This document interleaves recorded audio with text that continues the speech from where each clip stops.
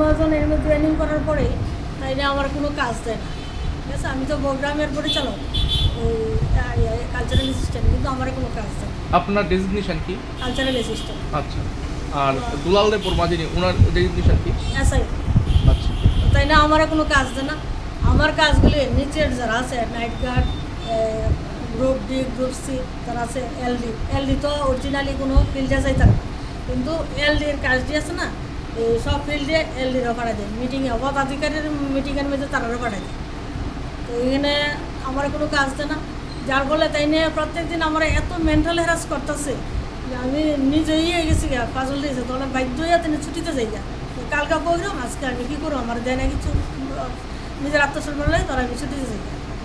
তো এমন করে আমি 15 আগস্টের দিন আমার এসডিএম স্যারের ডাকে এনেছি, আপনারা ইয়া করেন, প্রোগ্রামে কাজ করেন।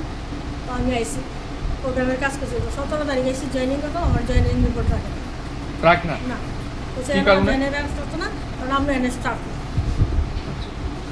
এমন তারা কাছে পেয়েছি।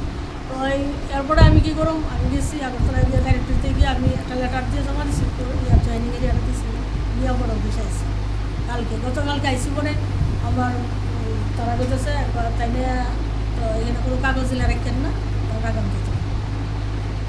আজকে জন অফিসে আইসি আইডি আমার টেবিল সরাই লেগে গেছিল, চেয়ার টেবিল আপনার সরানো। আচ্ছা, যে কে করছে এরকম? দুলাল দেবপুর মাঝিনী। তারা জিজ্ঞেস করছে কে করছে, কিন্তু দুলাল দেবপুর মাঝিনী তারা সারা গেছে, সরাই।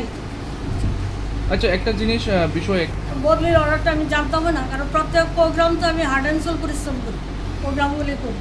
কিন্তু প্রোগ্রাম করতে গিয়ে দিয়েছি দামাইল উৎসবে যে টাকার বাজেট ছিল এর থেকেও কয়েক গুণ বেশি খরচা করাইছি, কারণ আমার তো প্রোগ্রাম পরিচালনা করা আছে, তাই কিছু সব বিল পাই। এর পরবর্তী সময় দেখছি বিলের ম্যাক্সিমাম টাকা ওই তাই মিসেসের নামে ঢুকে গেছে। কে? মিঠুন দত্ত। মিঠুন দত্ত মানে আগের যিনি এসআই আছে, তো তাদের মিসেসের নামে ঢুকাই লাইছে। ঢুকাইয়া তাই চাইছিল আমারও প্রেশার ক্রিয়েট করতো, আমার ফাঁসাই দেওয়ার লাগে।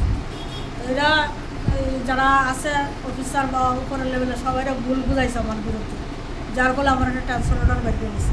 করছে বলে আমি চ্যালেঞ্জ করছি এবং কোর্টের থেকে এটা আমার রায় দিয়েছে। আমার ইনভেস্টিগেশনগুলো দেখছে যে আমি এটার বেশি সাব্যস্ত না, তখন আমার আবার এই জায়গাতে পোস্টিং দিয়েছে। আপনার নাম? বোঝানা বিশ্বাস।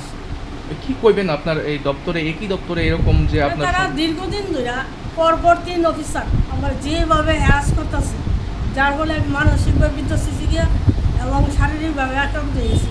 সবসময় আমার প্রেশার হাই রাখে, বিনা কারণে বিনা দোষে সব জায়গাতে আমার দিয়ে কাজগুলি করে আমার বাসায় ধরার চেষ্টা করে। তাই না আরও করে মানে যখন নর্মালি আইতো তখন 3টার আগে অফিস আই, সরকারি টাইম তো 9টা থেকে 9:30, সেই কাজ দেখা তো আমরা জানি না।